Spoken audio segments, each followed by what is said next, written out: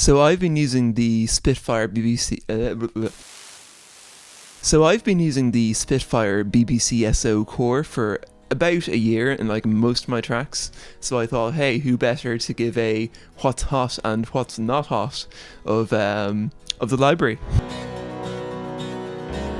This might be kind of like a divisive opinion, but I think the Spitfire interface is also way better than Contact in pretty much every sense of the word.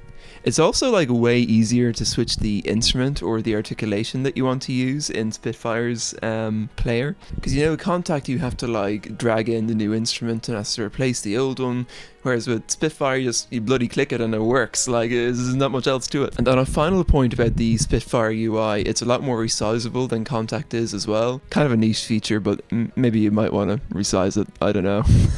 When it comes to the instruments themselves, there's actually a pretty huge variety. There's basically ensembles of each different instrument, so there's like a violin section, viola section, whatever. The brass and the woodwinds also have individual solo instruments included with those also. I would have really liked to have seen solo instruments for the strings, but sadly that is not available in this particular package. Look, there's no getting around it. The library has a very wet sound. It's less noticeable with the strings, but if you're using something like the brass woodwinds or the tonal percussion, even the atonal percussion, it's a really wet sound and it's really quite unavoidable even if you turn down the reverb all of the way. This might not be an issue for some people, but for me I find it makes it quite difficult to mix it in a precise way because the room noise is kind of baked into it. Another thing is the library is not terribly well suited to being loud.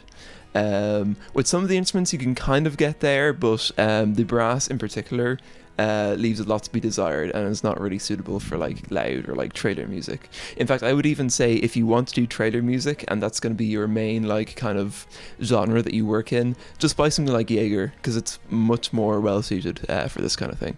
There's also no choir included, which is kind of a bummer, because there are other all-in-one orchestral libraries, such as Nucleus, which does include a choir, so just know that in case it happens to be a deal breaker for you. Those caveats aside, I still think that this is definitely the most well-polished and probably most comprehensive all-in-one orchestral library in that kind of $400 to $600 range. The thing that's really nice about it, compared to a library like Albion, which uses pre-orchestrated ensembles, so like a library which would have a all-in-one string patch, is that with a library like BBCSO, it forces you to kind of learn about orchestration and allows you to grow in a way that another library probably wouldn't. A related story to that would be when I was in college for music technology, I took one module of orchestration, and one of the assignments I had to do was I had to produce a mock-up from the sheet music that I had already orchestrated. And one of the things I did was I didn't have a orchestral library with individual instrument ensembles. I had Palette Primary Colors, which is a great sounding instrument, but it only has like a full strings patch. So I basically used that on the mock-up for it was meant to be just a violin line, and I think the lecturer definitely picked up on it because I did not get a very good mark in the end. But that's about it. There are my pros and cons. Hope that helps you in your Black Friday purchasing decisions, but until then I will see you later.